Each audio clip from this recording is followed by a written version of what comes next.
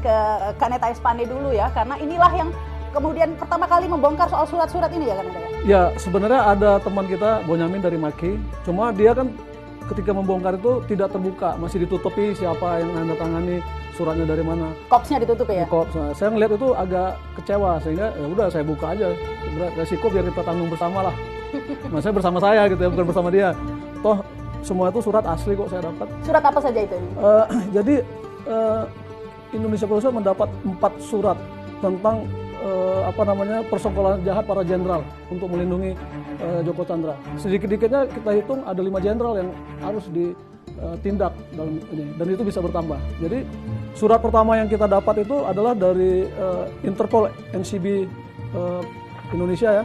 Interpol yang mencabut Red red notice-nya Joko Chandra. Nah, di sini kepala Interpolnya ini Mayor Jenderal harus dicopot dari jabatannya.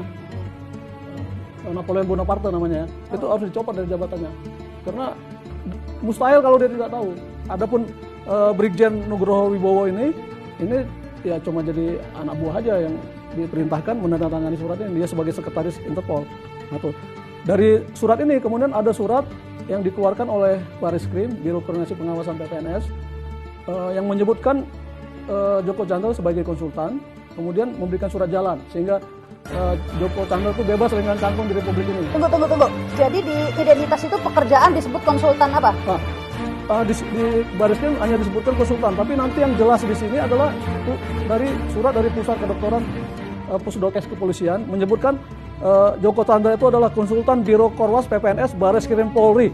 Ini dengan alamat Jalan Trunojoyo nomor 3 Kebayoran Baru. Alamatnya ini Mabes Polri, Bareskrim. Luar biasa. Buronan dikasih ini saya bingung mau ketawa atau apa ini ya. Jadi ini sangat brengsek, sangat konyol ini. Jenderal-jenderal ini memberi karpet merah kepada seorang buronan. Tunggu. Jadi di sini jabatan, saya nggak percaya saya baca ya, konsultan Biro Korwas PPNS Bareskrim Polri.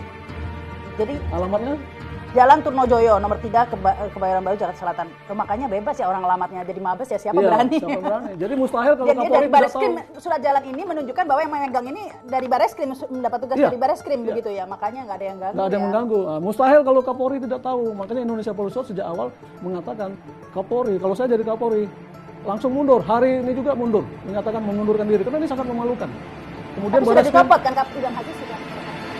Seharusnya bukan Brigjen yang dicopot, Idam Aziz harus dicopot oleh Presiden. Ini memalukan, bukan. Tapi ini kan tanda tangannya siapa? Kalau ini dokter, karena kan dia tes rapid test ya. Kalau yang ini Brigjen yang tanda tangan, ini Brigjen. Kalau ini kan bisa jadi dikatakan nggak tahu Kapolrinya.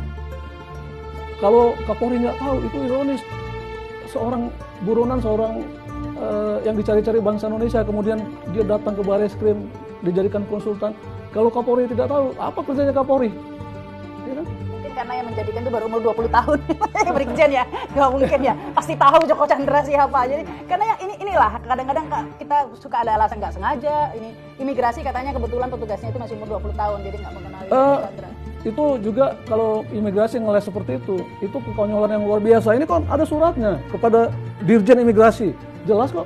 Kalau dia bilang itu anak 20 tahun, orang suratnya ada kok.